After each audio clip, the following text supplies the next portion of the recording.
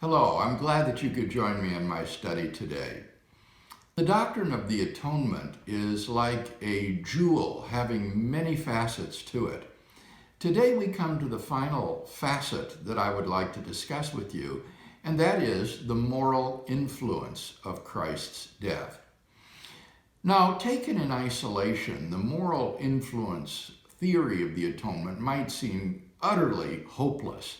This is the view, remember, that the entire efficacy of Christ's death consists in the emotional and spiritual impact that it has upon people. Taken in isolation, this would not explain biblical motifs related to penal substitution, justification, redemption, and so forth. Nor could the moral influence theory explain how Christ's death was efficacious for those who lived prior to the time of Christ, since they, after all, had never heard of him and so could not be influenced by him.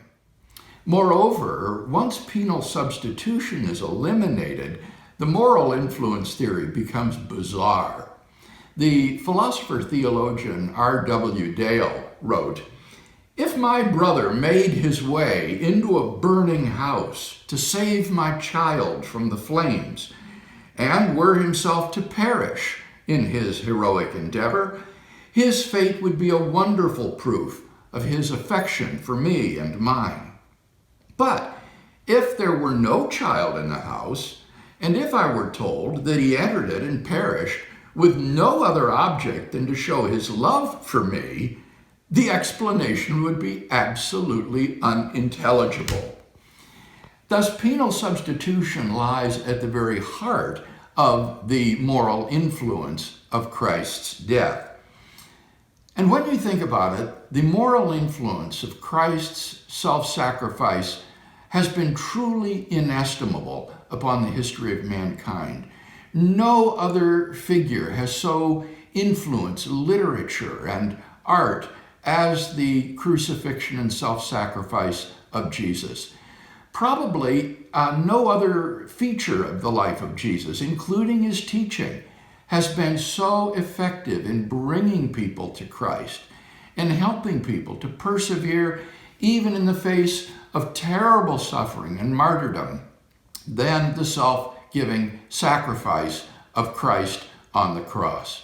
So, in a full-orbed atonement doctrine, the moral influence of Christ's death will indeed play a very significant role. I think that it's possible that only in a world in which there is the self-giving substitutionary sacrifice of Christ for our sins would the optimal number of people come to know Christ and find salvation. In a world without this great sacrificial gift, it's possible that God's offer of pardon and grace would appear to be little more than cheap grace won at little cost. But the crucifixion of Jesus and his substitutionary atonement helps us to see the great, great price at which our redemption was won.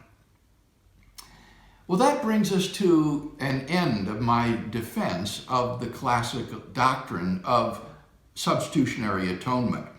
From now on, as you join me in my study in weeks ahead, it will be more spontaneous, that is to say, extemporaneous, what I'm actually studying in that very week. I continue to work on the doctrine of the atonement and will be going back again over ground already covered, exploring it more deeply, looking for additional ramifications, and reading additional literature on these subjects. And so that's what I'll be sharing with you in the weeks to come.